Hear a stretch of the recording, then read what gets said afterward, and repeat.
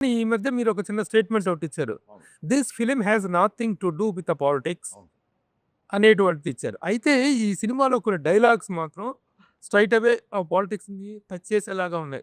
ముఖ్యంగా గాజు అంటే గ్లాస్ అంటే సైజు కాదు సైన్యం. అవును. పదునెక్కే కొద్దీ గ్లాస్ పగిలే కొద్దీ పగిలే కొద్దీ పదునెక్కుతుంది. ఇలాంటి డైలాగులున్నాయి. ఈ డైలాగ్‌కి గ్లాస్ అనేటువంటిది సింబల్ ఆఫ్ జనసేన పార్టీ. అసలు పొలిటికల్ టచ్ అనేటువంటిది ఈ టైంలో పొలిటికల్ టచ్ లేకుండా సినిమా చేయాలనేటువంటిది మీరు ఊరక మభ్యపెడుతూ చెప్పారా? అది వాస్తవం కూడానా?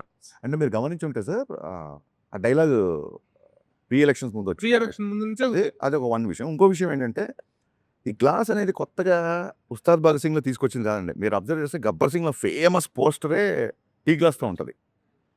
అప్పుడే 2012లోనే అది పెట్టాం. ఎందుకంటే ఆ కటింగ్ చాయ్ అనేది అందరికీ తెలుసు. Which represents the middle class people.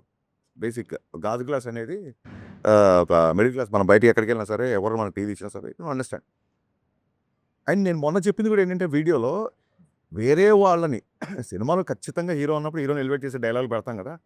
ఇప్పుడు ఆయన జస్ట్ బికాస్ పాలిటిక్స్‌లో ఉండడం మూలంగా ప్రతి డైలాగ్‌ని ఇంటర్ప్రెట్ చేయడం మొదలెట్టారు.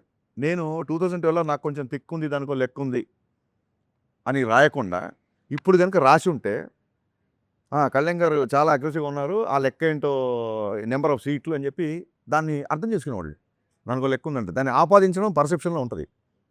సో, నేను పర్సనల్ యాటిట్యూడ్‌ని గ్లోరిఫై చేస్తూ డైలాగ్ రాసాను తప్ప ఇంకోటేంటంటే క్లియర్ కట్‌గా ఇతర పార్టీలకు గాని, ఇతర ఒక వర్గానికి గాని, ఒక మతం కావచ్చు, ఒక కులం కావచ్చు, వేరే వాళ్ళకి అంటే ఒక డిప్యూటీ సీఎం హోదాలో ఉన్నారు కాబట్టి that is the minimum responsibility we should take అని చెప్పి ఆ వీడియో రిలీజ్ చేశాను తప్ప మా హీరోని తగ్గిస్తాం ఎక్కడ చెప్పలా.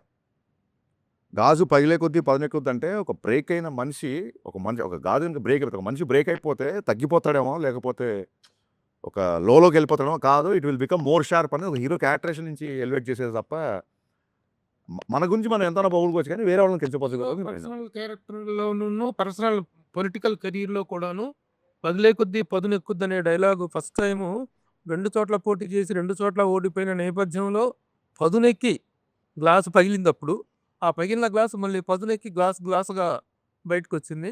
ఆ రెలెవెన్స్‌ని గాని, దాన్ని గాని నేను అట్రిబ్యూట్ చేసుకోవచ్చా? గ్లాస్ పదునెక్కుద్ది అన్నాను తప్ప అప్పుడు ఈయనకి ఇన్ని సీట్లు వస్తాయి, ఇలా వస్తది మనకి ఎవరికీ తెలీదు కదా! సో, అది ఒక్క కళ్యాణ్ గారికనే కాదు. ఏ మనిషి జీవితంలో అయినా బ్రేక్ అయినప్పుడు మళ్ళీ కూడగట్టుకోవడం, ఫాల్ యూ రైజ్ అని చెప్తుంటారు కదా! మీరు కూడా చూస్తున్నారు సోషల్ మీడియాలో. ఆ రకంగా వచ్చే డైలాగే తప్ప పొలిటికల్‌కి దానికి అసలు సంబంధం లేదండి. బికాస్ యాదృచ్ఛికంగా మేము 'గబ్బర్ సింగ్‌లో' గ్లాస్ పెట్టాం. మళ్ళీ ఇందులో గ్లాస్ పెట్టాం. డెఫినిట్‌గా కొంతమంది కనెక్ట్ అవుతారు. ఒకవేళ కనెక్ట్ అయినా తప్పు లేదు. ఫ్యాన్స్‌కి ఎనర్జీగా ఉంటది తప్ప మిగతా వాళ్ళని కించపరిచే డైలాగ్ కాదు కదా! ఏవండీ నేను బ్రేక్ అయినా నేను స్ట్రాంగ్ అవుతా అంటే మిమ్మల్ని తక్కువ చేసినట్టు ఎక్కడవుద్ది?